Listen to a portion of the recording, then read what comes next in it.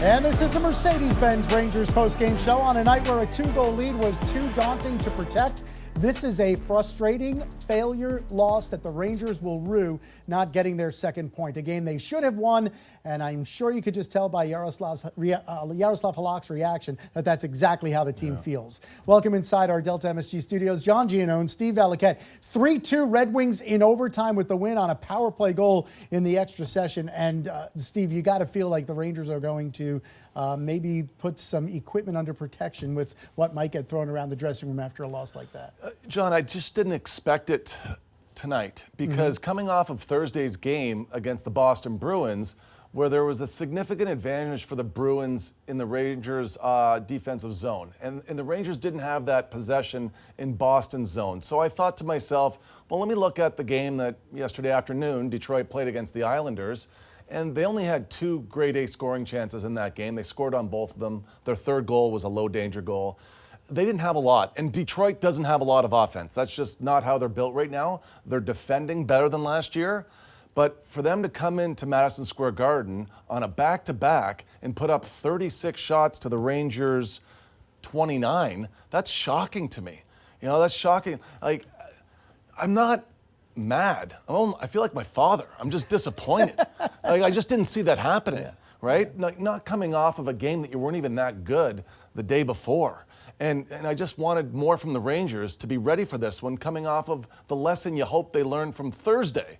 So that's where I'm at, and I'm shocked, and I'm really surprised that that was the best the Rangers had in this game. I thought they were going to come out guns a-blazing because you'd want them to understand after Thursday's loss that we want to play heavier. We want to play a playoff-style game down low and help our 5-on-5 goals, where they ranked 23rd coming into this game.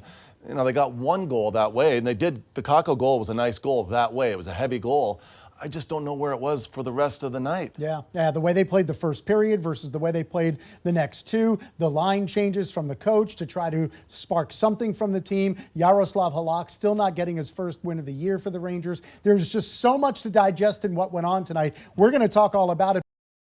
I remember the coaches oftentimes coming in the locker room, John, and they always want to talk about forecheck offense. So getting in on the forecheck and then getting a scoring chance off of that before the other team is able to put their structure back together.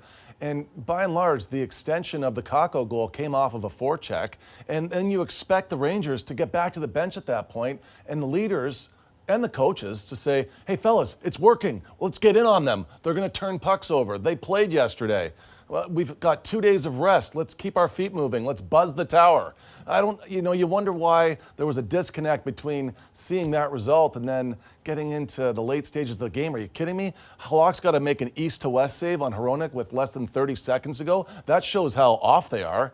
You're not even ready to play at the end of the period before you go to overtime. They should have been pressing Detroit.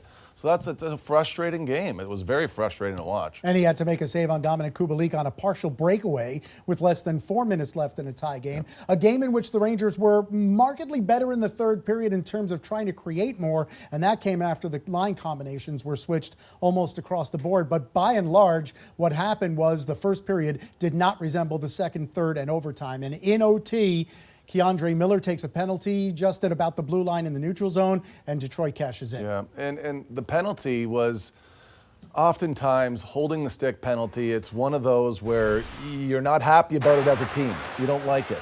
And oftentimes it happens when you're not going well, and that's what a coach would say, like, oh, it's a lazy and stupid penalty. Coaches don't like it. The guys on the team don't like it. It seems to take the wind out of your sails. Now, it's happened, but now you need a kill. The one player that Detroit has added that changes their power play is Perron.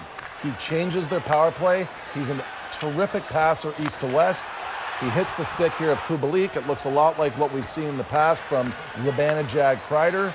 And it's a tap-in. And Halak is rattled. Sure he is.